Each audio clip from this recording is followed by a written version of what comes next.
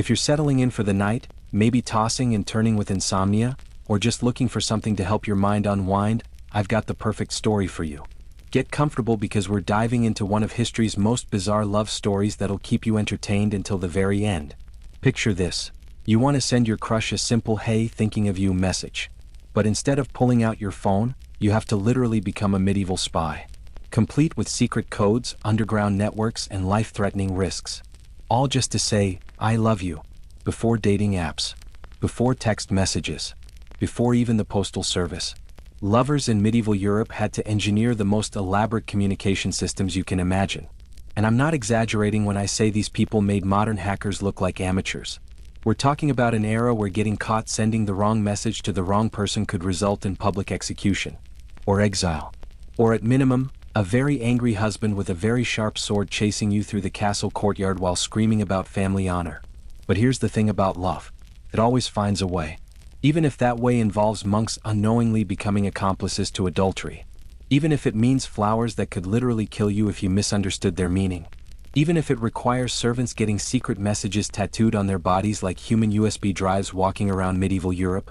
I mean, imagine explaining to your boss today that you can't come to work because you're actually a living, breathing text message. One that needs to be delivered to someone's secret lover 3 kingdoms away. The medieval period, roughly from the 12th to 15th centuries, was essentially one giant surveillance state. Everyone was watching everyone else, especially when it came to matters of the heart. Your parents arranged your marriage when you were probably still learning to walk. The church was monitoring your every move to make sure you weren't committing any sins of the flesh. And your spouse was likely keeping tabs on you through an entire network of servants, relatives, and neighbors. People who had nothing better to do than gossip about who was making eyes at whom during Sunday Mass. So when genuine romantic feelings developed between two people who weren't supposed to be together, which happened more often than you'd think because, surprise, arranged marriages weren't exactly breeding grounds for passionate love, these medieval lovers had to become master strategists. Cryptographers. They basically had to run covert operations that would make modern intelligence agencies jealous. We're about to explore how a simple love note evolved into elaborate codes hidden in religious manuscripts. How flower arrangements became deadly serious business where one wrong petal could mean the difference between a romantic rendezvous and a funeral. And how the medieval world accidentally created some of the most sophisticated communication methods in human history. All because people really wanted to tell someone they had a crush without getting beheaded for it. So before we dive into how these medieval lovers completely revolutionized the art of secret communication, make sure you're subscribed.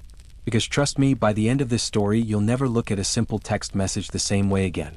And you'll probably have a whole new appreciation for how easy modern dating really is, compared to the elaborate spy games our ancestors had to play just to flirt with someone.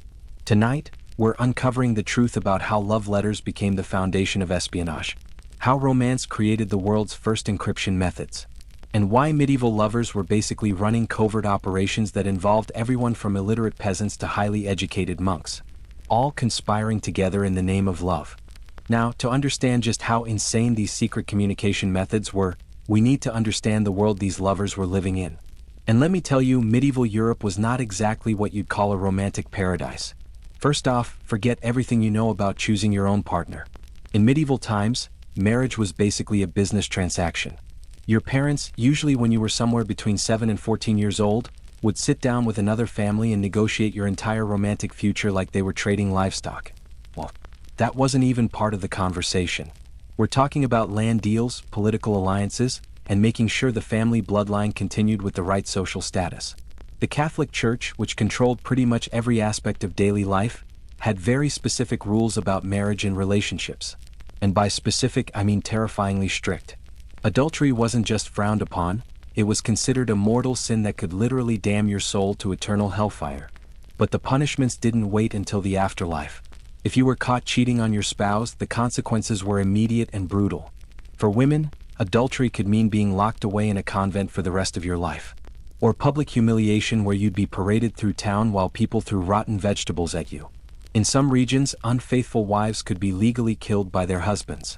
For men, the punishments were usually less severe, but still included public shaming, heavy fines, or exile from their communities. The surveillance system in medieval society was absolutely mind-blowing. There was no privacy whatsoever. Noble families lived in castles where servants were constantly coming and going. These servants reported everything they saw to the head of household, who reported to the Lord, who often reported to the king. In smaller communities, everyone knew everyone else's business. The local priest was keeping tabs on moral behavior. Neighbors were watching each other through windows. Market vendors were gossiping about who was buying what for whom. Even children were trained to report suspicious adult behavior. The concept of courtly love, which developed in the 12th century, made things even more complicated. This was the idea that true love should be passionate, unattainable, and preferably directed toward someone you couldn't actually marry. Knights were expected to pine away for noble ladies who were already married to other men. The whole culture was built around this tension between desire and duty, between what your heart wanted and what society demanded. Women, especially noble women, had virtually no freedom. They were essentially property that passed from their fathers to their husbands. They couldn't own land, couldn't make legal decisions, and certainly couldn't choose their own romantic partners. They were watched constantly by chaperones, ladies-in-waiting, and family members whose job it was to protect their virtue and reputation. If a woman even looked at a man the wrong way, it could start rumors that would destroy her family's honor. Men had more freedom, but not much more when it came to matters of the heart. Knights and nobles were expected to marry for strategic reasons. Peasants and craftsmen had slightly more choice, but even they were subject to their lord's approval for marriages. And here's the kicker: in this world of arranged marriages and constant surveillance, people still fell in love. Real, passionate, desperate love with all the wrong people. The human heart, as it turns out, doesn't really care about political alliances or family honor. So when a married noblewoman found herself attracted to a visiting knight, or when a young man fell for someone from a rival family, they had to get creative. Very creative. Because in medieval Europe, love wasn't just complicated, it was literally a matter of life and death. So now that you understand how impossible it was to have any kind of romantic freedom, let's talk about the absolutely bizarre cultural rules that made secret communication not just necessary but an art form. Because medieval Europe didn't just have strict rules about love. They had completely insane rules about love. First, there was this thing called the Code of Chivalry, which sounds romantic in movies, but in real life was basically a handbook for emotional torture. Knights were supposed to find a lady to worship from afar. And I mean literally worship. Like, write poetry about her eyebrows, compose songs about her walking style, and generally act like she was a goddess who had descended from heaven to make their lives meaningful. But here's the catch. The more unattainable she was, the better. Married? Perfect. From an enemy family? Even better. Completely uninterested in you? Absolutely ideal. The whole point was that you were supposed to suffer beautifully for love. Knights would literally compete over who could be more miserable about their romantic situation. They'd write poems about how their beloved's indifference was slowly killing them. They'd wear her colors into battle and dedicate their victories to her honor. Some would even take vows to never speak to another woman until their lady acknowledged their devotion. Which, considering most of these ladies were married and had no intention of acknowledging anything, meant some knights basically took vows of social isolation. Then there was courtly love, which was like a twisted game with rules that made absolutely no sense. The idea was that true love had to be refined, spiritual, and completely separate from anything physical or practical. So you could spend years writing love letters to someone, composing songs about them, and dedicating your entire existence to them. But you were never supposed to actually touch them, or marry them, or even have a real conversation with them in most cases. The whole relationship was supposed to exist in this weird fantasy realm where you loved someone so purely that you never actually wanted anything from them except the privilege of suffering on their behalf. Noble ladies, meanwhile, were expected to be these perfect, untouchable beings who inspired devotion but never encouraged it. They were supposed to be beautiful, virtuous, and completely uninterested in romance, which created this impossible situation where women were blamed if men fell in love with them, but also blamed if men didn't find them attractive enough to fall in love with. They couldn't be too friendly because that would be encouraging improper behavior. But they couldn't be too cold because that would be failing in their duty to inspire noble sentiments. It was like being expected to be a lighthouse that attracts ships but also sinks them. The troubadour tradition made everything even more complicated. These were professional poets and musicians who traveled from court to court, singing about love and romance. But they weren't just entertainers. They were basically the medieval equivalent of social media influencers, spreading stories about who was in love with whom, which relationships were considered the most romantic, and what the current trends were in courtly behavior. Having a troubadour write a song about your love affair was like having your relationship go viral. Which sounds great until you realize that going viral in medieval times when adultery was punishable by death, was not exactly what you wanted. And here's where it gets really weird. All of this elaborate cultural machinery around love and romance existed specifically to make actual love impossible. The whole system was designed to channel romantic feelings into safe, socially acceptable forms that didn't threaten the arranged marriage structure. But like any prohibition, it just made people more creative about getting around the rules. When you tell someone they can't have something, especially something as basic as choosing who to love, they don't just give up. They start planning elaborate heists. And that's exactly what happened. Medieval lovers looked at this impossible system of cultural rules and said, "Challenge accepted." They took all these elaborate codes and customs that were supposed to prevent real relationships and turned them into the most sophisticated secret communication network in human history. Because when society makes love impossible, lovers make the impossible possible. Alright, so now we get to the good stuff. The actual methods these people used to hack the medieval system. And the first one is so clever it'll blow your mind. Picture this. It's the year 1347. Lady Eleanor of Winchester has fallen desperately in love with Sir Geoffrey, a knight from a rival family. They can't speak to each other in public. They can't be seen together. They certainly can't send each other letters through any normal means.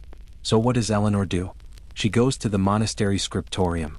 You know, those rooms where monks spent their entire lives copying religious texts by hand.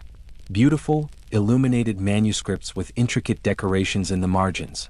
Except Eleanor has a very specific request for Brother Marcus, the head illuminator.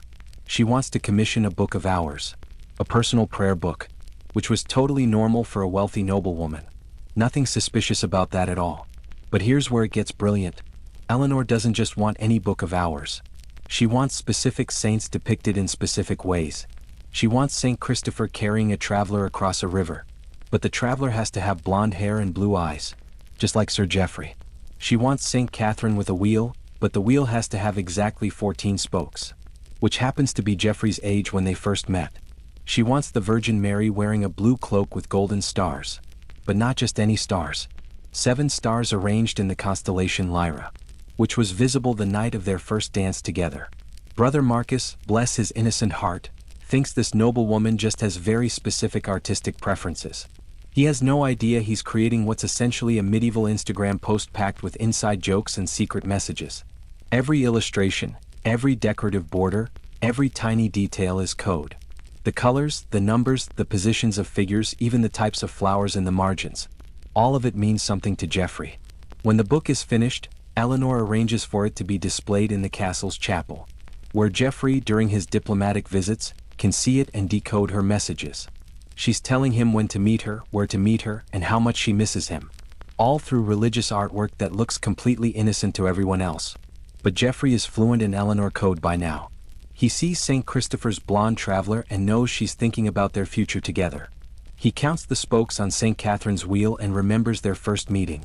He sees the 7 stars on Mary's cloak and knows exactly which window to look for tonight. And here's the really insane part. This method was so effective that it spread throughout medieval Europe like wildfire. Suddenly, every noblewoman was commissioning incredibly specific religious manuscripts. The monks and scribes had no idea they'd become accomplices in the greatest romantic conspiracy in human history. They thought they were just dealing with very picky customers who had strong opinions about religious iconography. Meanwhile, these books were functioning like medieval text message threads. A lady could have an entire conversation with her secret lover just by commissioning different saints with different attributes. Want to tell him you miss him? Commission Saint Jerome with a lion that's looking longingly toward the horizon. Need to warn him that your husband is suspicious? Paint Saint George slaying a dragon, but make the dragon look like your husband. Want to arrange a secret meeting? Depict the Annunciation, but have the angel pointing toward a specific building in the background. The most famous case of this happened in the court of Charles VI of France. Lady Isabel de Bourbon was having an affair with the Duke of Orleans. Their secret? An entire library of religious manuscripts that told their love story in code. When church officials finally figured out what was happening, they found over 30 books that contained what was essentially the medieval equivalent of a romantic text message chain spanning 5 years. Complete with lovers' quarrels, makeups, secret meeting arrangements, and even what appeared to be medieval sexting, all disguised as perfectly proper religious devotional materials. The church was so scandalized they burned the entire collection. But by then, the technique had spread so widely that illuminated manuscripts had basically become the medieval internet for secret lovers. And the monks? Poor Brother Marcus and his colleagues across Europe were still completely clueless about their role in this massive romantic conspiracy. So word spreads about these coded manuscripts, right? And suddenly every monastery in Europe is getting flooded with very specific, very detailed requests from noble ladies who apparently have incredibly particular opinions about religious art. Brother Marcus at Winchester Abbey is scratching his head because Lady Eleanor is back. Again. For the 5th time this month. And she needs another book of hours. But this time she absolutely must have Saint Agnes holding a lamb. But not just any lamb. A black lamb. With white spots arranged in a very specific pattern that definitely doesn't look like anything meaningful to Brother Marcus, but somehow resembles the family crest of a certain knight who's been visiting the castle lately. Brother Thomas at the Abbey of St. Denis is dealing with a similar situation. The Duchess of Normandy keeps commissioning manuscripts featuring St. Barbara in a tower. But the tower keeps changing. Sometimes it has 3 windows. Sometimes 4. Sometimes the windows are arranged in different patterns. Brother Thomas assumes the Duchess just can't make up her mind about architectural details. He has no idea that the number and arrangement of windows corresponds to different meeting places and times. The monks start comparing notes during their evening prayers. It's the strangest thing, Brother Marcus tells Brother Thomas. These noble ladies seem to care more about the exact positioning of saints' hands than about their spiritual significance. Brother Thomas nods knowingly. Lady Catherine insisted that St. Christopher's staff had to be exactly the same length as his body. I spent 3 weeks measuring and remeasuring before she was satisfied. What they don't realize is that the length of St. Christopher's staff corresponds to the number of days until a secret rendezvous. Meanwhile, the head scribes are starting to notice patterns. Brother Francis, who oversees illumination work across several monasteries, realizes that certain noble families are requesting very similar imagery. The same saints, the same symbols, the same oddly specific details. He mentions this to the abbot, who assumes it's just fashionable trends spreading among the nobility. You know how these aristocrats are, the abbot says dismissively. One lady gets a manuscript with golden roses, and suddenly every woman in the kingdom wants golden roses. But Brother Francis is more observant than that. He starts keeping records. And what he discovers is that these commissions aren't random. They're coming in waves. Lady Eleanor commissions a manuscript. 2 weeks later, Sir Geoffrey's family makes a generous donation to a different monastery and requests specific prayers. Then Lady Eleanor's cousin suddenly needs a book of hours with very particular imagery. It's like watching a conversation happen in slow motion across multiple religious institutions. The really clever lovers start using the monks' own religious knowledge against them. Lady Margaret of York realizes that Brother William is an expert on biblical symbolism. So she starts requesting manuscripts that require extensive research. I need St. Paul holding exactly 7 scrolls, she tells him. Because 7 represents spiritual perfection, doesn't it? Brother William is delighted. Finally, a noble woman who cares about proper theological symbolism. He spends weeks researching the significance of various numbers in biblical texts. What he doesn't know is that Lady Margaret is using his expertise to create increasingly sophisticated codes. 7 scrolls means meet at the 7th pillar in the cathedral. 12 stars means midnight. 3 lilies means wait 3 days. The monks become unwitting professors in a secret university of love. Some monasteries start developing reputations for their specialized knowledge. The Abbey of Cluny becomes famous for its expertise in floral symbolism. Suddenly, every secret lover in France wants manuscripts from Cluny because the monks there can tell you the religious significance of every flower combination imaginable, which makes them perfect for creating coded bouquet instructions. The Abbey of Monte Cassino develops a reputation for numerical symbolism. Want to tell your lover exactly when and where to meet you using religious imagery? Monte Cassino's monks will unknowingly help you create the most theologically sound secret message system in Europe. And here's the beautiful irony. The monks are absolutely thrilled by this sudden surge of interest in detailed religious symbolism. They think they're witnessing a spiritual revival among the nobility. Brother Marcus writes to his sister monastery, "The ladies of the court have become so devout, so interested in the precise details of sacred art. Surely this is a sign of God's grace working in their hearts." Meanwhile, Lady Eleanor is using Brother Marcus's latest creation to arrange a secret midnight meeting in the castle garden with a knight whose family would literally kill her if they found out. But here's the thing about secrets. Eventually, someone always figures them out. And when they do, all hell breaks loose. It starts with Father Benedict at the Cathedral of Notre Dame in Paris. He's reviewing some recently completed manuscripts when he notices something odd. Lady Marguerite de Montpellier has commissioned 3 different books of hours in the past 2 months, which isn't necessarily suspicious. Rich people buy lots of religious books. But Father Benedict has a sharp eye for detail, and he notices that all 3 books feature Saint Catherine. But Saint Catherine is holding different objects in each manuscript. A sword in the first one, a wheel in the second, a crown in the third. Father Benedict knows his saints, and he knows that Saint Catherine's traditional attributes don't change randomly. There's no theological reason for this variation, unless someone is deliberately altering traditional iconography for non-religious purposes. He brings this to the attention of Bishop Guillaume, who decides to investigate. They start examining manuscripts commissioned by other noble families, and what they find is a pattern so obvious they can't believe they missed it. The same saints appearing repeatedly, the same unusual variations in traditional imagery, the same noble families commissioning manuscripts at suspiciously regular intervals. Bishop Guillaume realizes they're looking at a systematic communication network, operating right under the church's nose, using religious art as camouflage. He's simultaneously impressed and absolutely furious. The church immediately convenes a special council. They bring in experts on religious iconography, scholars who know every traditional depiction of every saint in Christian history. Their mission: create a comprehensive guide to proper religious imagery. Any deviation from established tradition will be flagged as potentially suspicious. They call it the Codex of Sacred Representations. But what it really is the world's first romance detection system. Monasteries across Europe receive copies of the Codex. Monks are instructed to compare every commission against the approved depictions. Any noble who requests non-traditional imagery must provide a theological justification, in writing, reviewed by church scholars. Brother Marcus suddenly finds his job much more complicated. Lady Eleanor arrives with her usual specific requests, but now he has to explain why St. Christopher needs to be carrying a blonde traveler.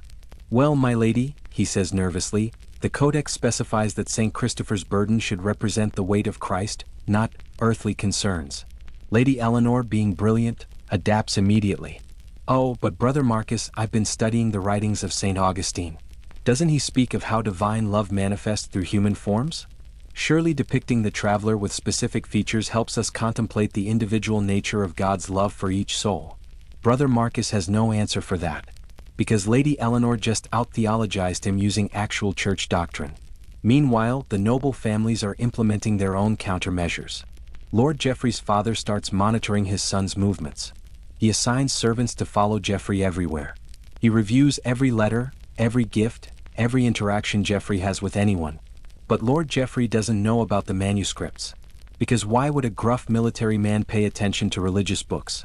Lady Eleanor's husband starts getting suspicious too.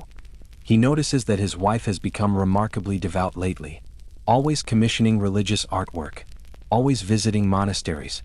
Always praying in the chapel for extended periods. He decides to have her followed. But his spies are looking for secret meetings, hidden letters, suspicious conversations. They're not looking for coded prayer books. The cat and mouse game escalates quickly. Church authorities start requiring detailed documentation for every manuscript commission. Noble families start hiring their own religious scholars to help justify unusual imagery. Monks find themselves caught in the middle, trying to balance their spiritual duties with increasingly complex theological debates about why St. Agnes needs to be holding a black lamb with white spots. Some monasteries start refusing commissions altogether. The Abbey of Saint-Germain-des-Prés announces that they will only create manuscripts using traditional, approved imagery. No variations. No artistic interpretation. No special requests. This creates a black market in religious art. Monasteries that are willing to work with unusual requests suddenly find themselves very popular and very wealthy, because desperate lovers will pay almost anything for a way to communicate. The underground economy of secret manuscripts begins to thrive. Okay, so the manuscript method is getting risky. Church authorities are catching on. Monks are asking too many questions. Secret lovers need a new system. Enter the language of flowers, which starts innocently enough but quickly becomes absolutely insane. At first it's simple. Red roses mean passionate love. White roses mean pure love. Yellow roses mean friendship. Basic stuff that any garden variety secret lover can handle. Lady Catherine sends Sir Roland a red rose. Message received: I love you passionately. Sir Roland sends back a white rose. Translation: my love is pure and honorable. Everyone's happy. Everyone understands. But then competitive romance kicks in. Because medieval nobles couldn't just do anything simply. They had to make it complicated. Lady Beatrice decides that red roses are too obvious. Too common. Anyone can send a red rose. She needs something more sophisticated. More exclusive. So she starts sending Sir Edmund roses with specific numbers of petals. 15 petals means, meet me at 15 minutes past the hour. 21 petals means, I'll wait 21 days for your response. Sir Edmund, being a quick learner, starts responding with roses that have thorns removed in specific patterns. 3 thorns removed from the stem means yes. 5 thorns means too dangerous right now. 7 thorns means, my wife is suspicious. Before you know it, Lady Beatrice and Sir Edmund are conducting entire conversations through rose mathematics. Which would be fine if they were the only ones doing it. But of course, other couples see this and think, well, if rose petals can carry messages, what about other flowers? Lady Marguerite starts using lily petals. But not just any lily petals. She develops a system where the position of brown spots on the petals corresponds to letters of the alphabet. 1 spot near the tip means A, 2 spots means B, and so on. Sir Christophe has to carry around what's essentially a medieval decoder ring just to read his girlfriend's flower messages. The Duchess of Aquitaine takes it even further. She creates a system using entire bouquet arrangements. Roses on the left mean one thing. Lilies on the right mean another. The height difference between flowers indicates timing. The color combinations create compound meanings. She's basically invented floral algebra. And here's where it gets dangerous. Because when you have dozens of noble families all using different flower codes simultaneously, people start making mistakes. Deadly mistakes. Count Philippe receives a bouquet from what he thinks is his secret lover, Lady Isabel. The arrangement seems to say, meet me tonight in the rose garden. So Philippe shows up at midnight, ready for romance. Except the flowers weren't from Lady Isabel. They were from Lady Isabel's jealous cousin, Lady Annette, who was trying to send a completely different message to a completely different person using a completely different flower code. And Lady Annette's husband happens to be hiding in the rose garden that night because he suspected his wife of having an affair. Count Philippe walks into what's essentially a floral miscommunication ambush. Swords are drawn. Blood is shed. All because someone confused the meaning of a daisy with a rosebud. The flower markets in major cities start looking like intelligence operations. Nobles are purchasing flowers in bizarre combinations. Merchants are keeping detailed records of who buys what. Gardeners are being bribed to grow specific varieties with exact characteristics. The royal gardens at Versailles employ a full-time botanist whose only job is cultivating flowers with precise numbers of petals for secret communications. Some regions develop flower codes so complex they require written guides to decode. Lady Eleanor of Provence creates a manual that's 47 pages long.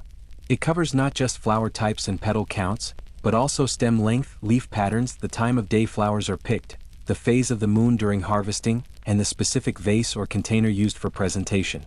Reading one of her bouquets requires more education than most university degrees. The competitive escalation reaches its peak when the Count of Toulouse starts using flowers that don't even exist.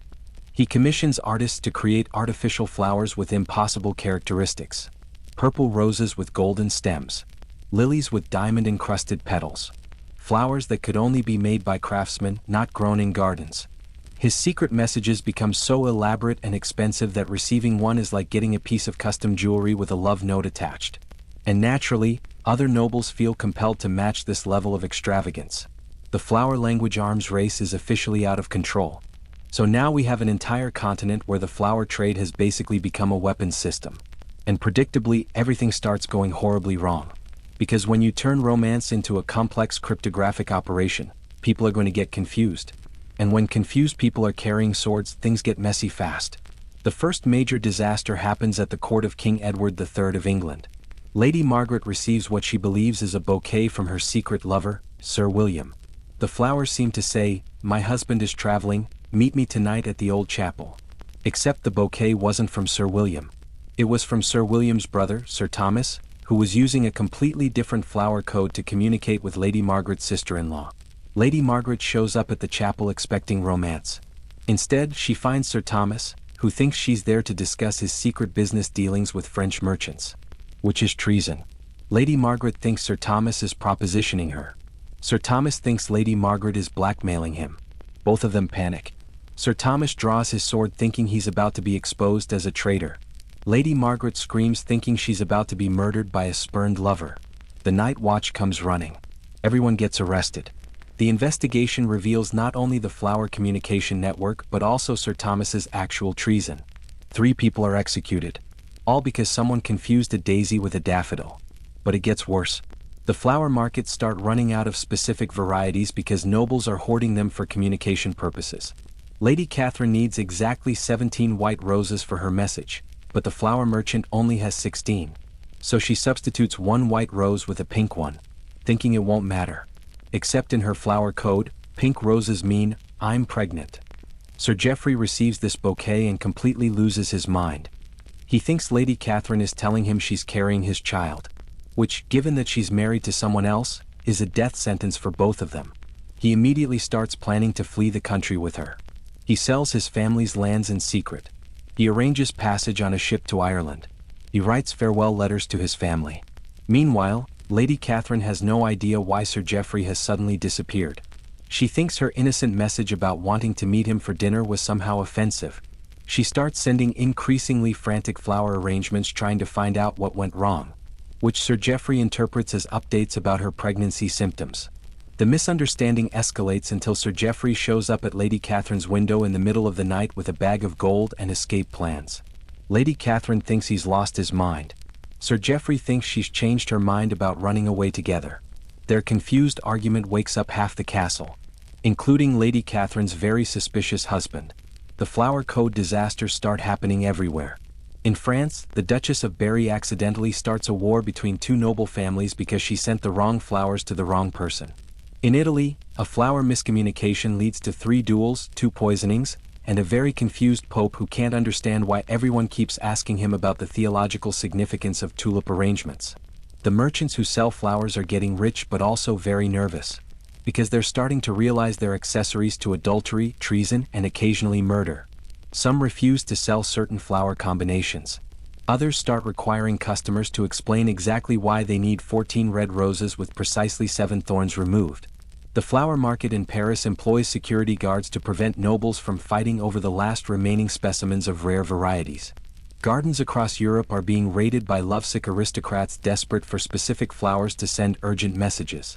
Monks start getting commissioned to pray for good flower harvests, because apparently God needs to get involved in the medieval Romance communication system too. And here's the really insane part. Instead of simplifying their flower codes after all these disasters, the nobles double down. They create backup codes using herbs, then codes using tree branches, then codes using combinations of flowers, herbs, and tree branches arranged in specific geometric patterns. What started as "red rose means I love you" has become a communication system so complex it requires teams of botanists, mathematicians, and theologians to decode a simple good morning message. Just when you think the flower situation can't get any more ridiculous, medieval lovers discover an even more elaborate method of secret communication: music. Because apparently, turning romance into botanical warfare wasn't complicated enough. They needed to involve professional musicians too. It starts with the troubadours. These traveling poet musicians who go from court to court entertaining nobles with songs about love and chivalry. Seems innocent enough, right? Wrong. What happens is that secret lovers realize troubadours are basically the medieval equivalent of a postal service that nobody suspects. Sir Henri is desperately in love with Lady Violette, but after the Great Flower Code disaster of 1354, which resulted in 2 deaths and a diplomatic incident, they need a new system. So Sir Henri approaches Guillaume the troubadour with a proposition. He wants Guillaume to compose a song about unrequited love. But not just any song. A song with very specific details that only Lady Violette will understand. Guillaume thinks this is perfectly normal. Troubadours write personalized love songs all the time. It's literally their job. What Guillaume doesn't realize is that he's become a human text message. Sir Henri commissions a ballad about a knight who dreams of a lady with eyes like sapphires and hair like golden wheat, which sounds like generic poetic language. Except Lady Violette knows that Sir Henri always compares her eyes to the sapphires in his family ring, and her hair to the wheat fields where they first met. When Guillaume performs this song at Lady Violette's court, she immediately understands that Sir Henri is thinking about their first meeting. But here's where it gets brilliant. Lady Violette can't respond directly. That would be too obvious. Instead, she requests that Guillaume perform the song again. But she wants him to change one line. Instead of "the night dreams of seeing her again," she wants "the night dreams of the harvest moon." Guillaume assumes she just prefers different imagery. He has no idea that harvest moon is Lady Violet's code for "meet me in 3 days at our usual place." This system spreads like wildfire because it's perfect. Troubadours travel constantly between courts. They perform the same songs multiple times in different locations. They're expected to modify lyrics based on their audience's preferences. Nobody questions why they're making small changes to familiar ballads. Soon, every secret lover in Europe is commissioning personalized songs from traveling musicians. The troubadours are unknowingly operating the most sophisticated long-distance communication network in medieval history. Lady Marguerite in Normandy sends a message to Sir Olivier in Bordeaux by having a troubadour sing about a white dove that flies south seeking warmer winds. Sir Olivier receives the message 2 weeks later and responds by requesting the troubadour sing about a golden eagle that soars north toward the stars. The musicians have no idea they're facilitating a love affair. They think they're just dealing with nobles who have strong opinions about bird metaphors and poetry. The system becomes so popular that troubadours start developing reputations for their creative modifications to traditional songs. Guillaume the Melodious becomes famous for his ability to incorporate unusual imagery into classic ballads. Musicians compete to see who can weave the most specific details into their performances without breaking the rhythm or rhyme scheme. What they don't realize is that they're essentially becoming professional code writers. The most successful troubadours are the ones who can embed complex messages into songs so smoothly that nobody suspects anything unusual. Some nobles start commissioning entire musical conversations. Lady Isabella sends a song about a rose garden. Sir Federico responds with a ballad about a nightingale. Lady Isabella counters with a melody about moonlight on water. They're having complete conversations through musical metaphors, with troubadours serving as unwitting translators. The competitive aspect kicks in when nobles start trying to out-clever each other with increasingly complex musical codes. Count Philippe commissions a song that uses musical notes themselves as part of the message. High notes mean one thing. Low notes mean another. The rhythm patterns correspond to meeting times. Poor troubadours are trying to memorize not just lyrics but specific musical arrangements that contain hidden meanings. Some songs become so loaded with secret messages that they're barely comprehensible as entertainment. Audiences sit through performances about the purple butterfly that dreams of dancing with the silver moon beneath the 7 stars while the river flows toward the mountain where the ancient oak remembers the song of tomorrow's dawn. And everyone politely applauds while thinking the troubadour has completely lost his mind. Meanwhile, 2 secret lovers in the audience have just received detailed instructions for their next rendezvous, including time, place, and backup plans in case someone gets suspicious. But here's the problem with using humans as your secret communication system. Eventually, the humans start figuring out what's happening. And when they do, things get very complicated very quickly. Guillaume the Troubadour is not stupid. After 6 months of traveling between courts and making oddly specific modifications to love songs, he starts noticing patterns. Lady Violette always requests changes that involve astronomical references. Sir Henri always wants animal metaphors. And Guillaume realizes that these aren't just artistic preferences. These are conversations. He's been playing telephone between 2 secret lovers for half a year. At first, Guillaume thinks this is kind of sweet. Romance is his business after all. Love songs are what he does for a living. But then he starts paying closer attention to the content of these musical messages. And he realizes that Lady Violette is married to a man who has a very bad temper and a very sharp sword. Guillaume suddenly understands that he's not just facilitating romance. He's an accessory to adultery, which is a sin, and also potentially a crime punishable by death. He could be executed just for carrying these messages, even if he didn't know what they were. Guillaume faces a moral dilemma. Does he continue helping these lovers communicate? Does he confront them about what he's discovered? Does he report them to the authorities? Or does he just quietly stop accepting commissions from both of them and hope nobody asks why? He decides to test his theory. The next time Lady Violette requests a song modification, Guillaume makes a small change of his own. Instead of singing about the harvest moon, he sings about the hunter's moon. If Lady Violette doesn't notice, then maybe he's wrong about the whole secret message thing. But Lady Violette immediately stops him. No, she says. It must be the harvest moon. The hunter's moon has entirely the wrong, metaphorical significance. Guillaume knows he's caught. But Lady Violette also knows that Guillaume knows. They stare at each other for a moment, both realizing that their secret communication system has just become a three-person conspiracy. Lady Violette makes Guillaume an offer. She'll pay him double his usual fee to continue carrying messages. And she'll throw in a bonus for his discretion. Guillaume agrees because double pay is double pay. But now he's officially a paid accomplice in adultery, which makes him very nervous every time he performs at a court where there are church officials in the audience. The situation gets more complicated when Guillaume discovers he's not the only troubadour carrying secret messages. Apparently, the entire traveling musician community has become an unwitting postal service for medieval romance. At a gathering of troubadours in Lyon, Guillaume starts comparing notes with his colleagues. Bernard the Melodic mentions that the Duchess of Burgundy has very specific preferences about flower imagery in songs.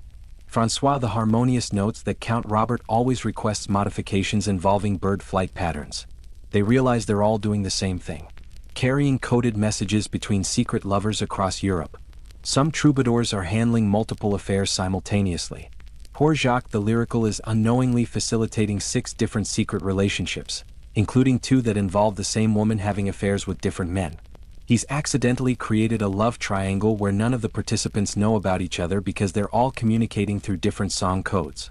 The troubadours start forming their own secret society. They call themselves the Messengers of Venus.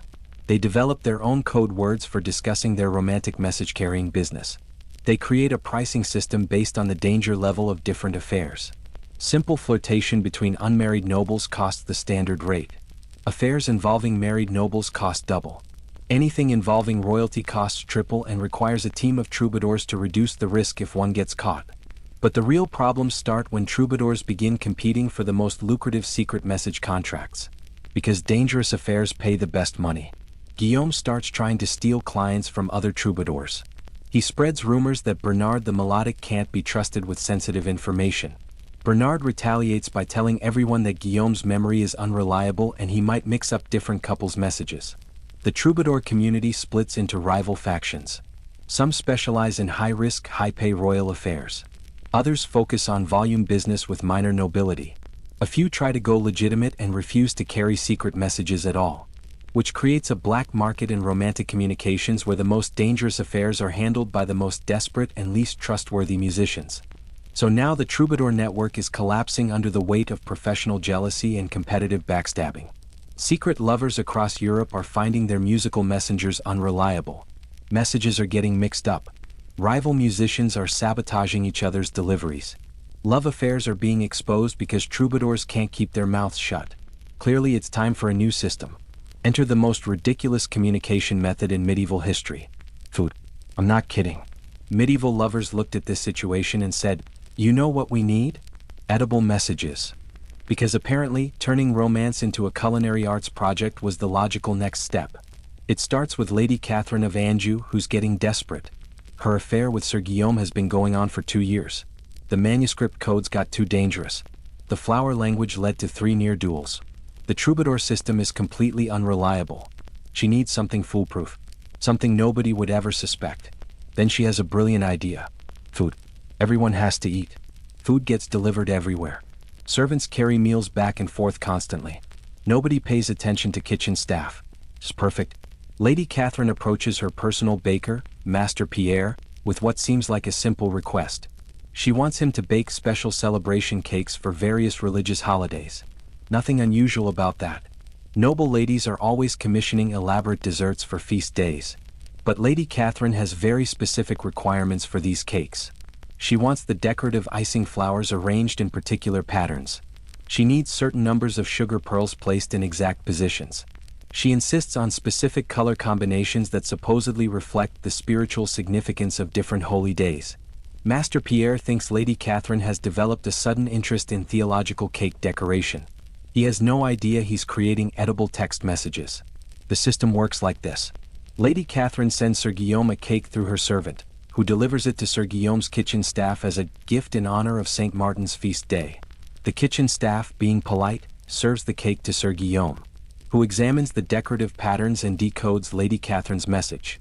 7 sugar roses arranged in a circle mean, "Meet me in 7 days." Blue icing ribbons mean, "the chapel."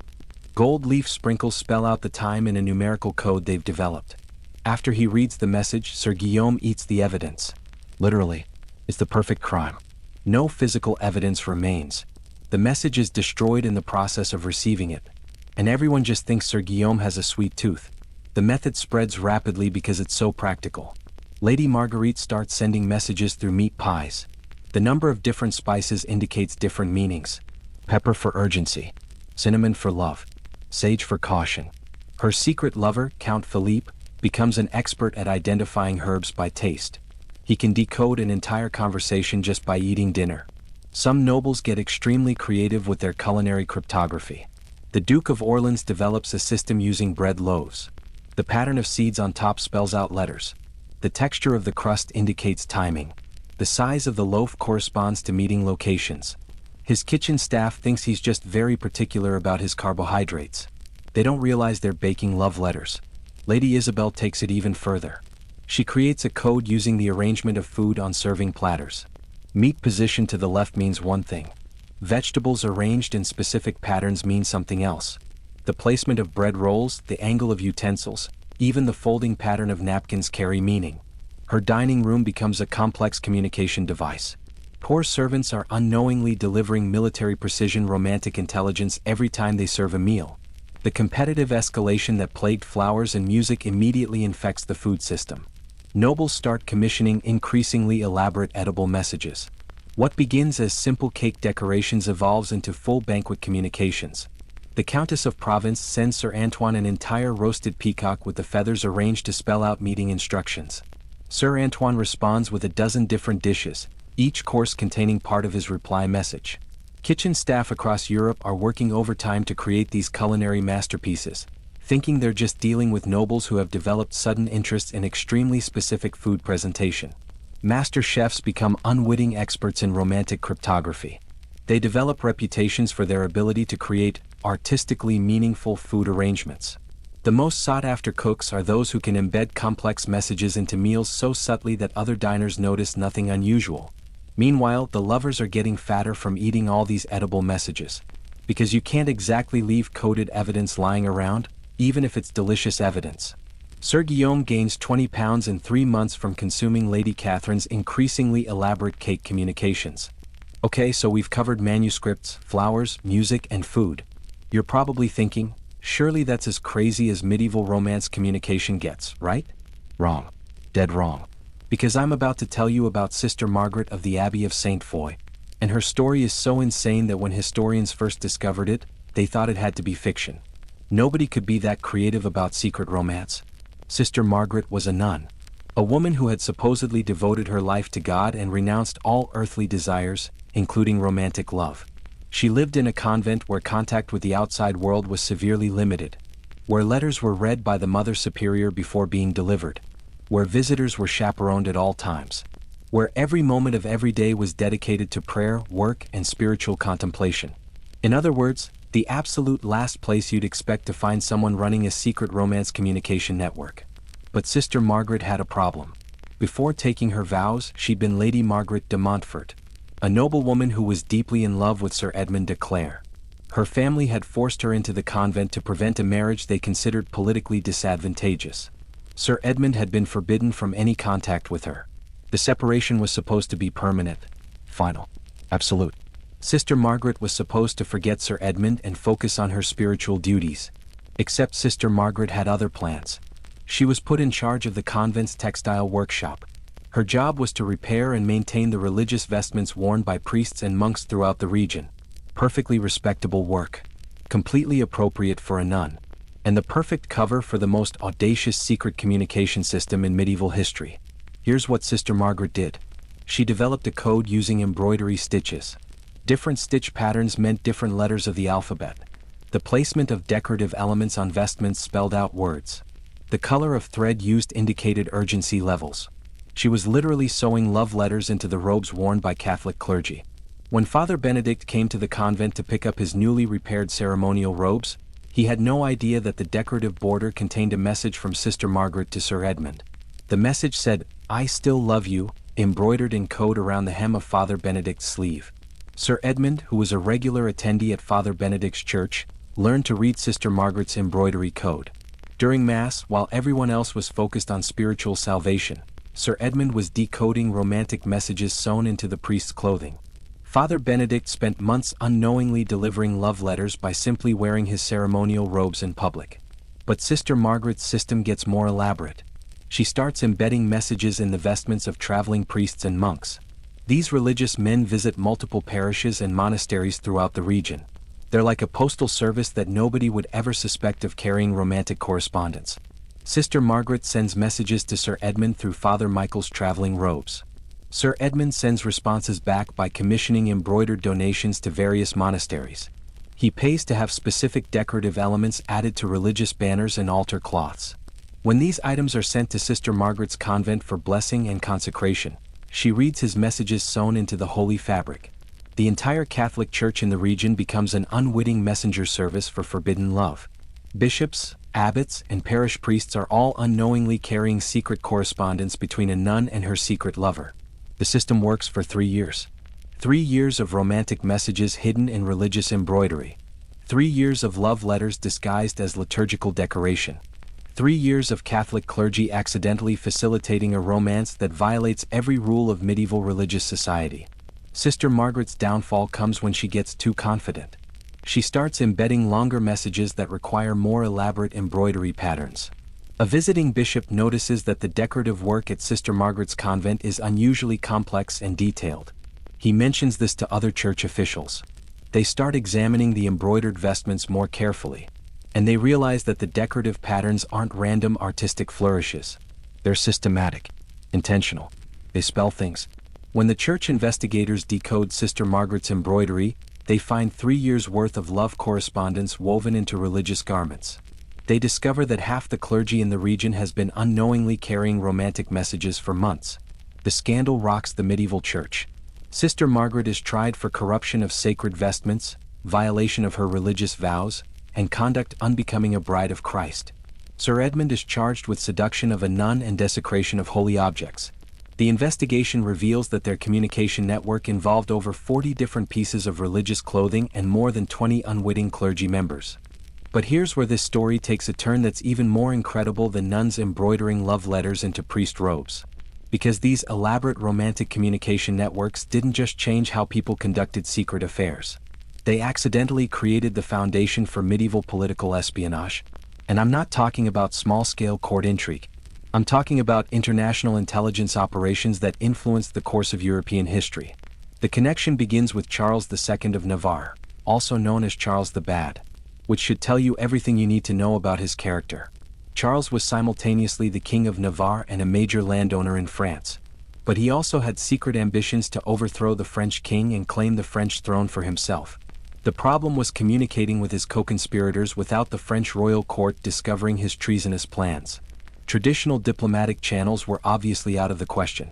Coded letters were too risky because they could be intercepted and decoded. Secret meetings were dangerous because spies were everywhere. Charles needed a communication system that was completely invisible to official surveillance. Then Charles noticed something interesting. The nobles in his court were using incredibly sophisticated secret communication methods to conduct their romantic affairs. They developed systems using everything from illuminated manuscripts to embroidered clothing to carry hidden messages. And these systems were working. Church authorities and family surveillance networks had no idea these communications were happening. Charles realized that methods designed for hiding adultery could be perfectly adapted for hiding treason. He begins recruiting lovers who were already using these secret communication networks. Sir Guillaume, who had been sending coded cake messages to Lady Catherine, suddenly finds himself carrying political intelligence instead of romantic correspondence. Lady Marguerite, who was expert at reading embroidered codes, becomes a key decoder for Charles's conspiracy network. The flower markets that had been facilitating secret romances become channels for coordinating military rebellions. But Charles's masterstroke was recognizing that the infrastructure was already in place. The troubadours were already traveling between courts carrying secret messages. The monasteries were already creating coded manuscripts. The merchant networks that delivered flowers and food were already moving materials without suspicion. All Charles had to do was tap into existing romantic espionage networks and redirect them toward political purposes. The system proves devastatingly effective. In 1354, Charles uses modified flower codes to coordinate a rebellion against King John II of France. French royal intelligence completely misses the conspiracy because they're looking for traditional diplomatic communications. They're not monitoring the flower markets for treasonous tulip arrangements. The rebellion nearly succeeds. Charles's forces capture several key French strongholds before the plot is discovered. And it's only discovered because one of Charles's conspirators sends the wrong flowers to the wrong person, accidentally revealing the entire network. But by then, Charles has demonstrated that romantic communication methods can be successfully weaponized for political intelligence. Word spreads throughout European royal courts. Suddenly, every ambitious noble who wants to plot against their king is studying the secret communication methods that lovers use. The techniques that began as ways to say, "I love you," become standard tools for saying, "Let's overthrow the government." The English use modified troubadour networks during their campaigns in France. The French start monitoring flower markets as potential sources of enemy intelligence. Italian city-states employ specialists in manuscript codes to communicate with allies and enemies alike. The papal court begins examining embroidered vestments not just for romantic messages but for political conspiracies. The transformation is complete when Edward III of England establishes an official intelligence service that's directly modeled on romantic communication networks. He recruits professional troubadours as international spies. He employs manuscript illuminators to create official diplomatic codes. He even maintains a staff of flower arrangement specialists whose job is decoding enemy communications and creating English counterintelligence bouquets. What started as medieval lovers trying to send secret good morning messages has evolved into the foundation of European diplomatic espionage. The methods that desperate romantics created to circumvent marriage surveillance become the basis for international intelligence gathering that influences wars, treaties, and the rise and fall of kingdoms. And the most beautiful irony? Many of the spies using these systems have no idea they originated from love letters. They think they're employing sophisticated state-of-the-art intelligence techniques. They have no clue they're basically using modified versions of methods that Sir Guillaume and Lady Catherine invented to arrange secret dinner dates. Just when you think we've reached the absolute peak of medieval communication insanity, along comes the most outrageous method of all. And I want you to prepare yourself for this one. Because what I'm about to tell you is so completely unhinged that it makes embroidering love letters into priest robes look like a perfectly reasonable dating strategy. We're talking about human tattoo messaging. Living, breathing people being used as permanent message carriers. With romantic correspondence literally carved into their skin. The mastermind behind this absolute madness was Isabella of France, daughter of King Philip IV and wife of Edward II of England. Isabella was trapped in a loveless political marriage with a king who was more interested in his male favorites than in his queen. She fell desperately in love with Roger Mortimer, an English rebel lord who was supposed to be her enemy. Their affair was so dangerous that discovery would mean death for both of them and potentially war between England and France. Every existing communication method was too risky. Manuscripts could be discovered. Flowers could be intercepted. Music could be overheard. Food messages could be poisoned by enemies. They needed something completely undetectable. Something that could never be stolen, copied, or decoded by outsiders. Isabella's solution was to recruit her most loyal servant, a young man named Thomas who was completely devoted to her service. And here's where it gets absolutely insane. She convinced Thomas to let her personal physician tattoo messages onto his body using a special ink that was nearly invisible unless you knew exactly where to look. The tattoos were hidden in places that would normally be covered by clothing. Thomas became a walking, talking love letter. When Isabella needed to send a message to Mortimer, she would have new text tattooed onto Thomas's skin. Then Thomas would travel to wherever Mortimer was located. Mortimer would read the message directly off Thomas's body. And if Mortimer needed to reply, he would have his response tattooed onto Thomas before sending him back to Isabella. Thomas was literally a human text message service. But the system gets even more elaborate. Because tattooing is permanent, they couldn't just remove messages after they were read. So Isabella and Mortimer developed a system where new messages were tattooed over old ones in layers. Thomas's skin became like a palimpsest, a reused manuscript where new text was written over previous text. Reading a message required knowing not just where to look, but which layer of tattoo ink contained the current communication. Sometimes they would tattoo fake messages on top of real ones as camouflage. An enemy who discovered the tattoos might find what appeared to be grocery lists or religious prayers, while the actual romantic correspondence was hidden underneath in different ink. Thomas eventually became a living library of secret communications. His body contained months of romantic correspondence between Isabella and Mortimer. Love letters, meeting arrangements, political conspiracy plans, and military intelligence all permanently etched into his skin in overlapping layers of nearly invisible ink. But Isabella wasn't satisfied with just one human message carrier. She recruited a network of servants who volunteered to become living communication devices. Each person specialized in different types of messages. Thomas carried romantic correspondence. Another servant, Marie, was used for political intelligence. A third, Jean, carried military communications. Isabella was operating what was essentially a human internet made of tattooed servants. The network proved incredibly effective for coordinating Isabella and Mortimer's eventual successful rebellion against Edward II. They were able to plan and execute a complete overthrow of the English government using communications that were literally written on people's bodies. English royal intelligence never suspected that the servants traveling back and forth between Isabella and her supposed political prisoners were actually carrying detailed conspiracy plans under their clothes. The rebellion succeeded. Edward II was deposed and eventually murdered. Isabella and Mortimer ruled England together for several years. All because they developed a communication system so insane that nobody thought to look for it.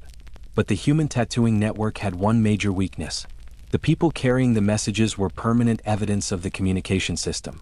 Thomas and the other tattooed servants could never safely be released or dismissed. They knew too much. Literally. The evidence was written on their bodies. When Isabella and Mortimer's rule eventually collapsed, the new government discovered the tattooed servants during their investigation. The revelation that the previous regime had used human beings as living message carriers shocked even medieval observers who thought they'd seen everything when it came to political conspiracy. Thomas and his fellow human message carriers became the most bizarre evidence in one of the strangest political trials in European history. So by this point, word has gotten out about all these secret communication methods. And the reaction of medieval society is exactly what you'd expect when an entire continent discovers that everyone has been lying to everyone else for decades using increasingly elaborate deception techniques. Total paranoia. Absolute chaos. And a sudden realization that nobody can trust anything anymore.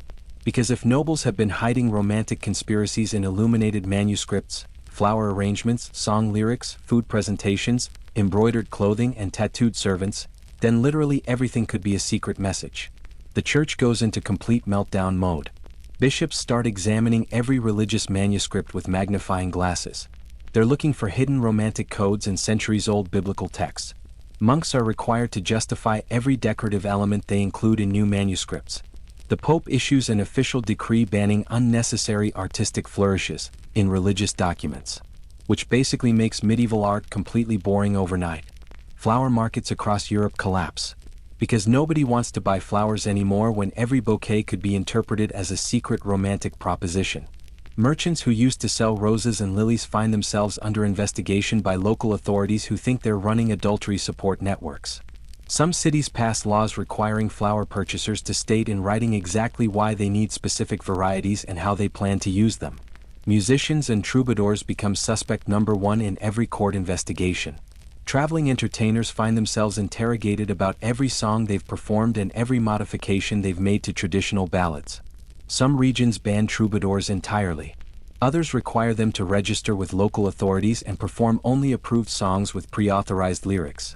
The spontaneous musical culture of medieval Europe basically dies because everyone's afraid that requesting the wrong song will be interpreted as evidence of an illegal affair.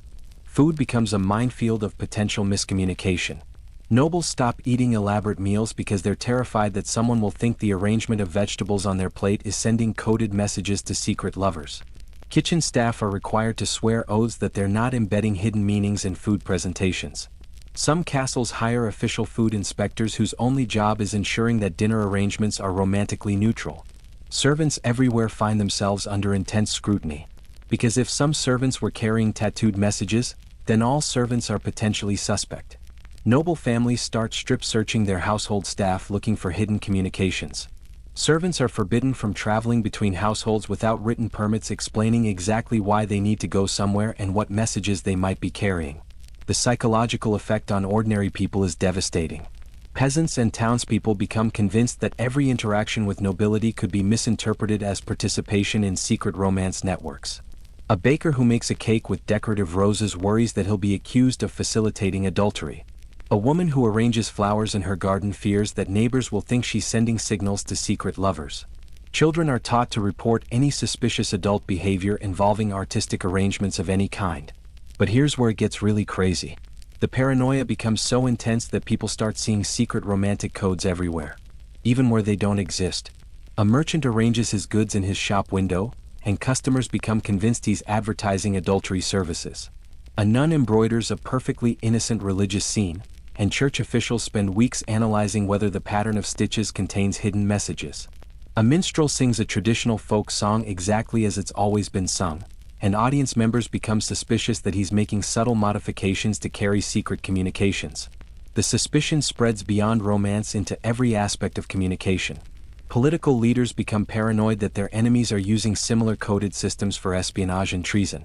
Merchants worry that their competitors are embedding business intelligence in seemingly innocent product displays. Even priests become suspicious that their congregation members are using hymns and prayers to send secret messages during religious services. The social fabric of medieval Europe essentially breaks down because nobody can tell the difference between normal human behavior and elaborate secret communication conspiracies. People stop decorating their homes because decorative patterns might be interpreted as codes. They avoid wearing clothing with complex embroidery. They refuse to participate in religious ceremonies that involve symbolic arrangements of any kind.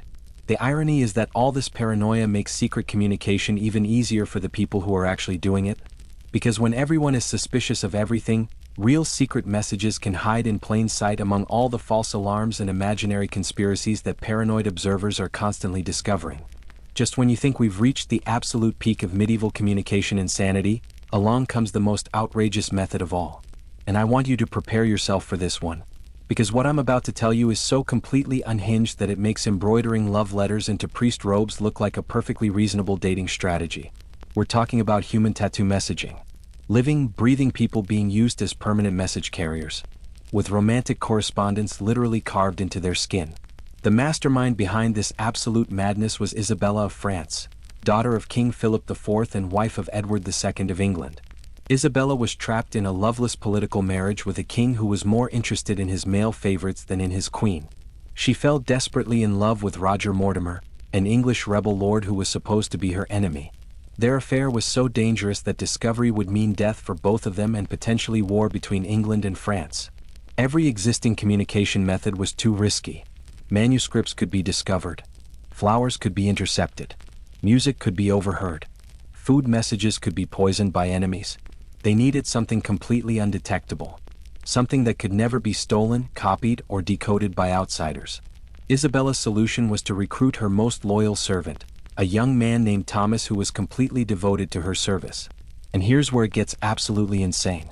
She convinced Thomas to let her personal physician tattoo messages onto his body using a special ink that was nearly invisible unless you knew exactly where to look.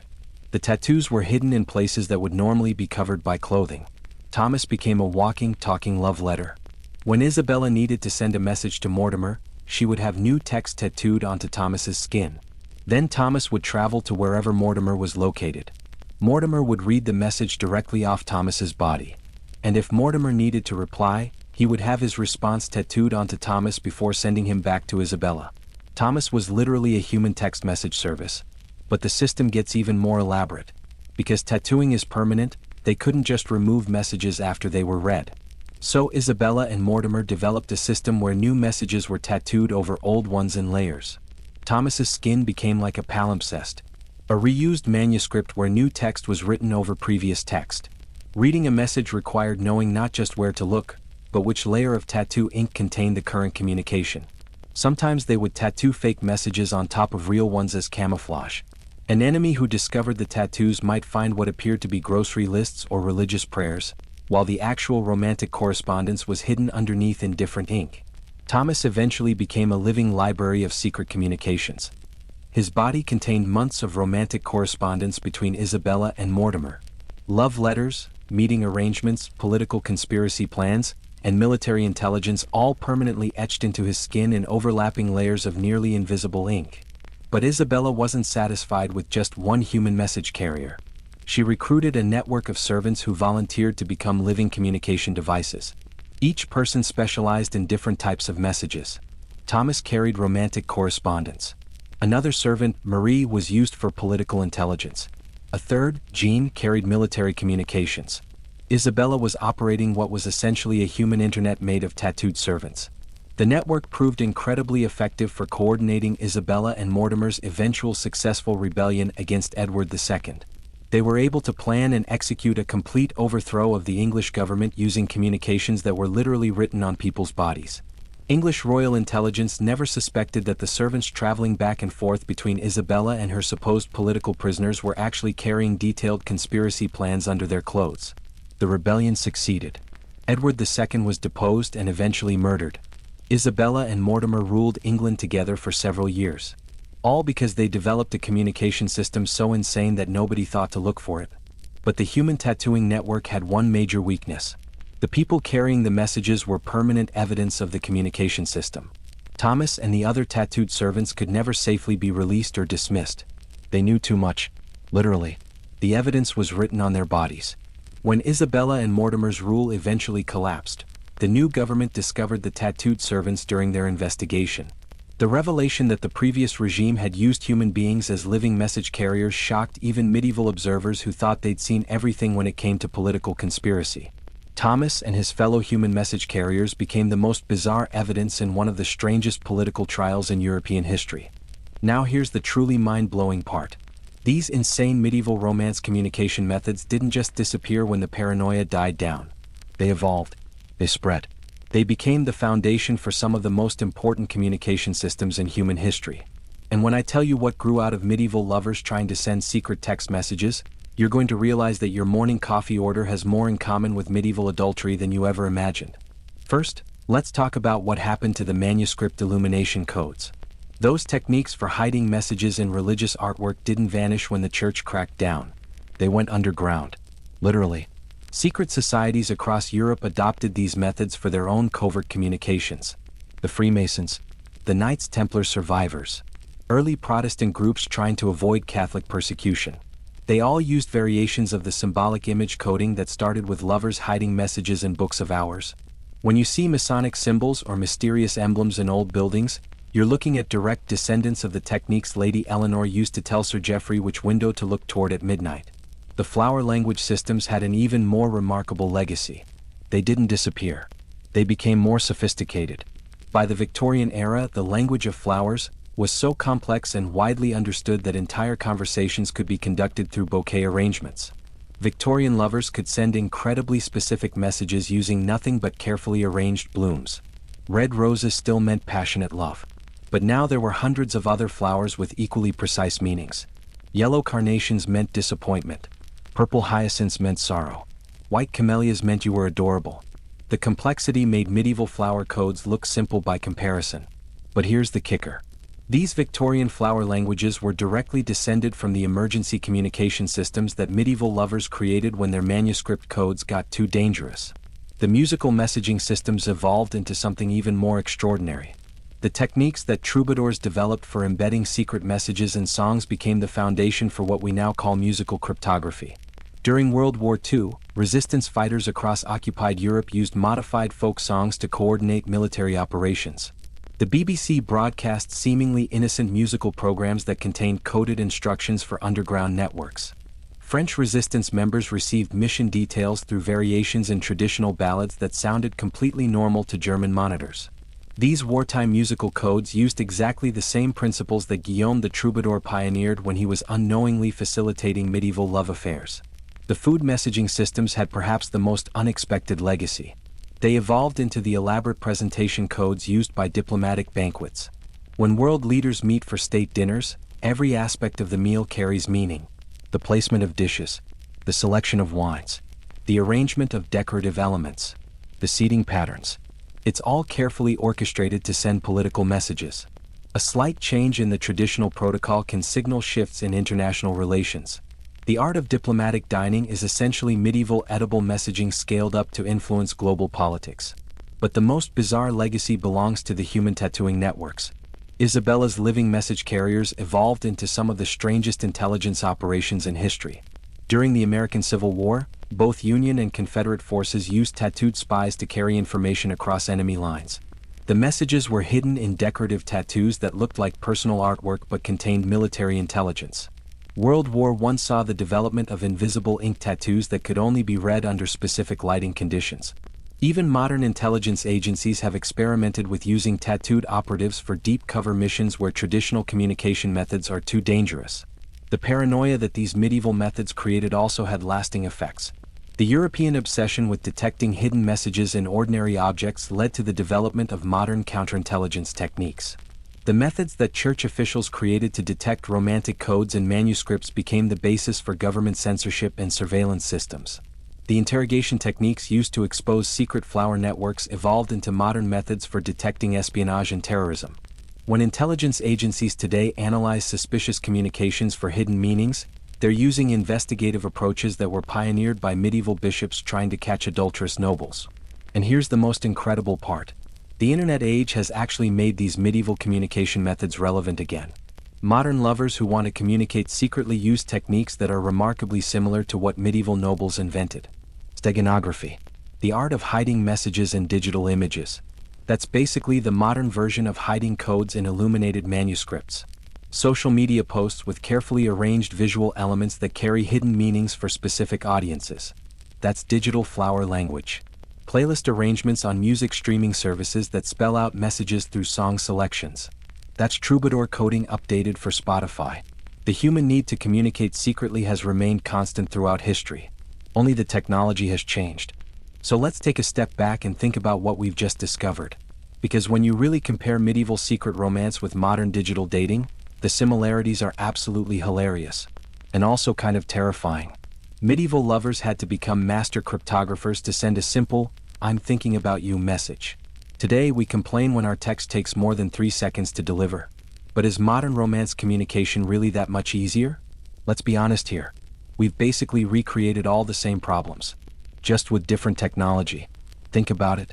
Medieval nobles were terrified of their private messages being intercepted by the wrong people. Today we're panicking about our DMs being screenshot and shared without permission. Same anxiety, different century. Lady Eleanor spent months developing elaborate codes to hide her romantic correspondence from church authorities and suspicious family members. Modern teenagers spend just as much time figuring out how to hide their relationship status from parents on social media. They're using privacy settings, fake accounts, and coded language in their posts. It's basically medieval manuscript illumination. Except instead of hiding messages in religious artwork, they're hiding relationship updates in seemingly innocent Instagram stories. Medieval lovers used flower arrangements to send complex emotional messages because direct communication was too dangerous. Modern dating app users spend hours crafting the perfect profile photos and selecting exactly the right emojis to convey their intentions without being too obvious. A carefully curated Instagram feed is just the digital equivalent of a coded bouquet. You're arranging visual elements to send specific messages to specific people while maintaining plausible deniability to everyone else.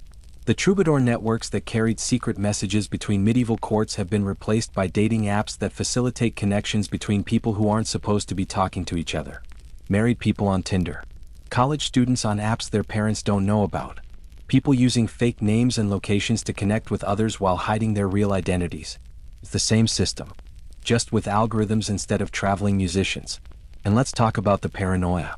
Medieval society became convinced that every flower arrangement and every embroidered pattern contained hidden romantic messages. Modern society is convinced that every social media interaction carries secret meaning. We analyze who likes whose photos. We obsess over response times to text messages. We decode the hidden significance of emoji choices. We've essentially recreated medieval flower language paranoia. Except now it's emoji language paranoia. The food messaging systems that medieval lovers used have evolved into the elaborate ritual of modern dinner date planning. Where you eat, what you order, how you split the bill, who posts photos of the meal. Every aspect is loaded with meaning and potential for miscommunication. A bad restaurant choice can end a relationship just as effectively as sending the wrong flowers could start a medieval duel. Even the human messaging networks have modern equivalents. Instead of tattooing messages on servants, we use our friends as intermediaries for romantic communications. Tell him I said this. Ask her if she meant that. Can you find out how he feels about me? We've turned our social circles into human message carriers. Just like Isabella of France used her servants. But without the permanent body modification. The most hilarious comparison is privacy. Medieval lovers went to insane lengths to keep their communications secret from authorities and family members. They created elaborate encryption systems. They used multiple layers of misdirection. They employed teams of unwitting accomplices. Modern lovers do exactly the same thing. We use private browsing modes. We delete text message histories. We create fake social media accounts. We communicate through gaming platforms and obscure apps that our parents have never heard of. We're basically running the same covert operations that medieval nobles pioneered, just with Wi-Fi instead of monasteries. And here's the really crazy part.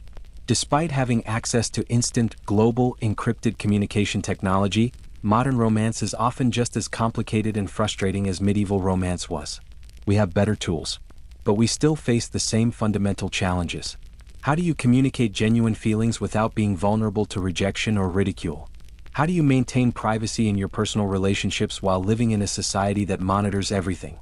How do you express love in a world where every message can be misinterpreted, copied, shared, or used against you? Medieval lovers solved these problems by becoming amateur spies. Modern lovers solve them by becoming amateur hackers. Different skills, same goals. The technology has changed, but the human heart hasn't. We're still trying to figure out how to tell someone we care about them without getting hurt in the process. So let's take a step back and think about what we've just discovered. Because when you really compare medieval secret romance with modern digital dating, the similarities are absolutely hilarious. And also kind of terrifying. Medieval lovers had to become master cryptographers to send a simple, "I'm thinking about you" message. Today we complain when our text takes more than 3 seconds to deliver. But is modern romance communication really that much easier? Let's be honest here. We've basically recreated all the same problems, just with different technology. Think about it. Medieval nobles were terrified of their private messages being intercepted by the wrong people. Today we're panicking about our DMs being screenshot and shared without permission. Same anxiety, different century. Lady Eleanor spent months developing elaborate codes to hide her romantic correspondence from church authorities and suspicious family members. Modern teenagers spend just as much time figuring out how to hide their relationship status from parents on social media. They're using privacy settings, fake accounts, and coded language in their posts. It's basically medieval manuscript illumination. Except instead of hiding messages and religious artwork, they're hiding relationship updates in seemingly innocent Instagram stories. Medieval lovers used flower arrangements to send complex emotional messages because direct communication was too dangerous. Modern dating app users spend hours crafting the perfect profile photos and selecting exactly the right emojis to convey their intentions without being too obvious. A carefully curated Instagram feed is just the digital equivalent of a coded bouquet. You're arranging visual elements to send specific messages to specific people while maintaining plausible deniability to everyone else.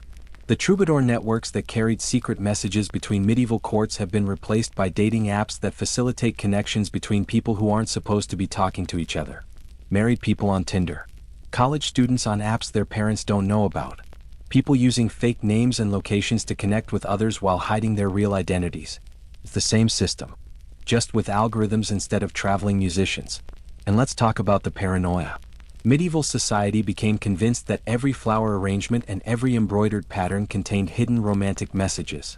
Modern society is convinced that every social media interaction carries secret meaning. We analyze who likes whose photos. We obsess over response times to text messages. We decode the hidden significance of emoji choices. We've essentially recreated medieval flower language paranoia. Except now it's emoji language paranoia. The food messaging systems that medieval lovers used have evolved into the elaborate ritual of modern dinner date planning. Where you eat, what you order, how you split the bill, who posts photos of the meal. Every aspect is loaded with meaning and potential for miscommunication. A bad restaurant choice can end a relationship just as effectively as sending the wrong flowers could start a medieval duel. Even the human messaging networks have modern equivalents. Instead of tattooing messages on servants, we use our friends as intermediaries for romantic communications. Tell him I said this. Ask her if she meant that. Can you find out how he feels about me? We've turned our social circles into human message carriers. Just like Isabella of France used her servants. But without the permanent body modification. The most hilarious comparison is privacy. Medieval lovers went to insane lengths to keep their communications secret from authorities and family members. They created elaborate encryption systems. They used multiple layers of misdirection. They employed teams of unwitting accomplices. Modern lovers do exactly the same thing. We use private browsing modes. We delete text message histories. We create fake social media accounts. We communicate through gaming platforms and obscure apps that our parents have never heard of. We're basically running the same covert operations that medieval nobles pioneered, just with Wi-Fi instead of monasteries. And here's the really crazy part. Despite having access to instant, global, encrypted communication technology, modern romance is often just as complicated and frustrating as medieval romance was. We have better tools, but we still face the same fundamental challenges. How do you communicate genuine feelings without being vulnerable to rejection or ridicule? How do you maintain privacy in your personal relationships while living in a society that monitors everything? How do you express love in a world where every message can be misinterpreted, copied, shared, or used against you? Medieval lovers solved these problems by becoming amateur spies. Modern lovers solve them by becoming amateur hackers. Different skills, same goals. The technology has changed, but the human heart hasn't. We're still trying to figure out how to tell someone we care about them without getting hurt in the process. Now, before you go to sleep thinking that medieval people only used their creativity for sending secret love messages, I have to tell you about something even more unbelievable that we're going to explore in our next episode. Because if you thought using tattooed servants as human text messages was insane, wait until you hear about medieval plastic surgery. Yes, you heard that right. Plastic surgery. In an era when most people thought bathing was dangerous and that diseases were caused by bad smells, medieval people were performing cosmetic surgery procedures that would make modern Instagram influencers jealous.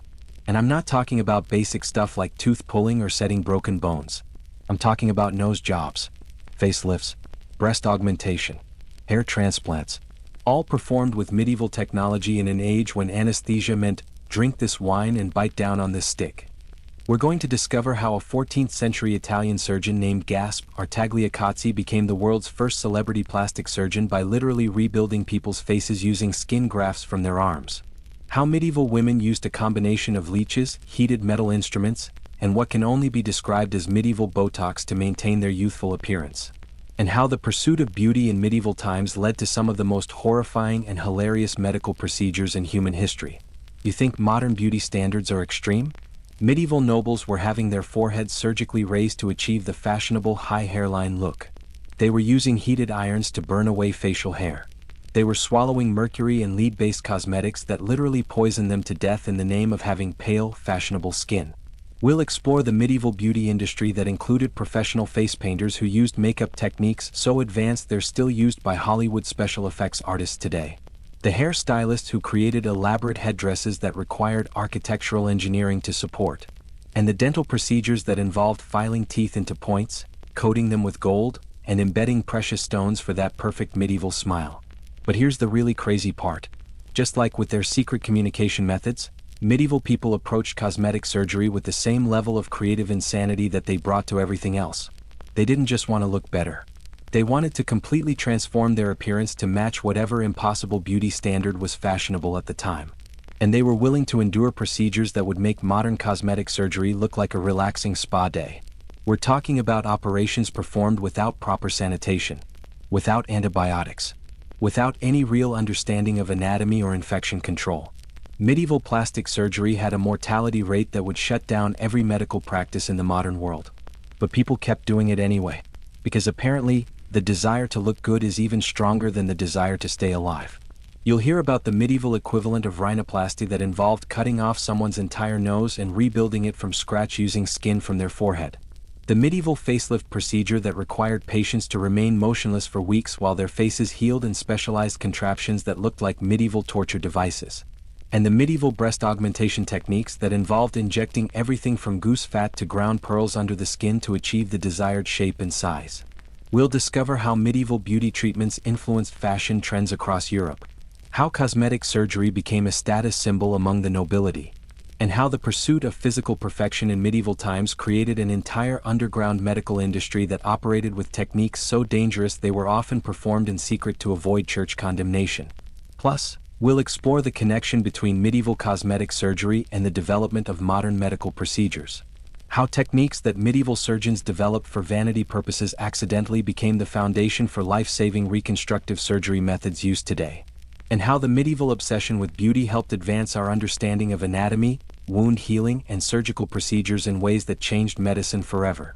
So if you thought secret romance communication networks were crazy, just wait until you see what medieval people were willing to do to look good for those secret romantic encounters.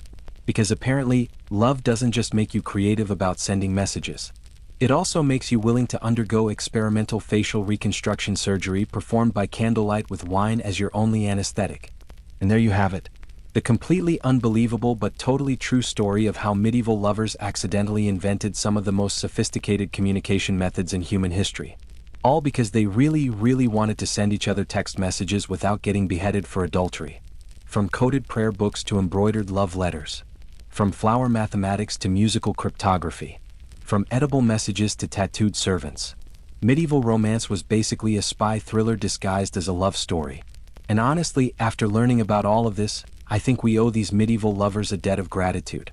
Because without their creative desperation to communicate secretly, we might never have developed the encryption methods that protect our digital privacy today. We might never have created the symbolic languages that allow us to express complex emotions through simple visual arrangements. We might never have understood the importance of secure communication networks that can operate under hostile surveillance. These nobles who turned romance into an espionage operation weren't just trying to get around their parents' rules about dating. They were pioneering communication technologies that would eventually influence everything from diplomatic relations to military intelligence to social media privacy settings.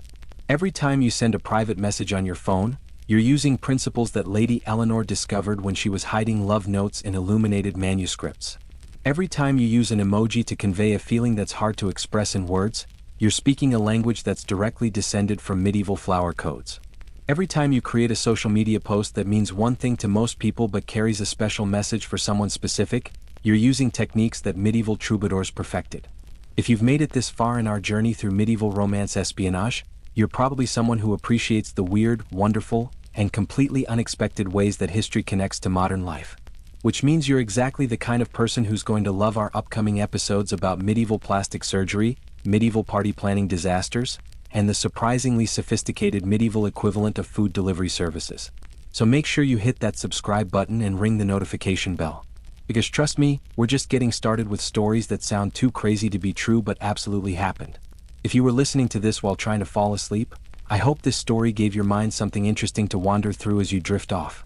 There's something oddly comforting about knowing that people 700 years ago were dealing with basically the same relationship challenges we face today, just with more elaborate solutions and higher stakes. And if you were listening while wide awake, I hope you're now looking at your text messages, your social media posts, and your emoji choices with a new appreciation for the incredible human creativity that went into developing these communication methods. Every simple good morning text you send is the culmination of centuries of people trying to figure out how to say exactly what they mean to exactly the right person without anyone else understanding. Before you go, take a moment to think about this. In 700 years, what stories will future historians tell about our current methods of secret communication? What will they think about our dating apps, our social media codes, our digital privacy techniques? Will they find our methods as elaborate and ridiculous as we find medieval flower mathematics and tattooed servant networks?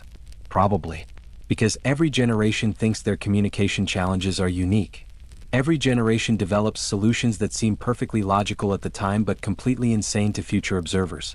And every generation's desperate attempts to connect with other human beings end up creating technologies that change the world in unexpected ways. So whether you're falling asleep or staying awake, remember this. Love makes people do crazy things. But crazy things sometimes turn out to be brilliant things. The desire to communicate with someone you care about is one of the most powerful forces in human history. It's created languages, technologies, art forms, and entire civilizations. And it all started with someone trying to figure out how to tell another person, "I'm thinking about you," without getting in trouble for it. Thanks for joining me on this journey through the secret history of medieval romance communication. Don't forget to subscribe for more stories that prove reality is stranger than fiction. And remember, the next time someone complains about modern dating being complicated, you can tell them about Lady Eleanor and her coded prayer books. Because if she could figure out how to send secret messages using religious art and unwitting monks, you can probably figure out how to navigate whatever dating challenges you're facing. Love always finds a way. Even if that way involves tattooing messages on your servants. Sweet dreams or good morning wherever you are in the world.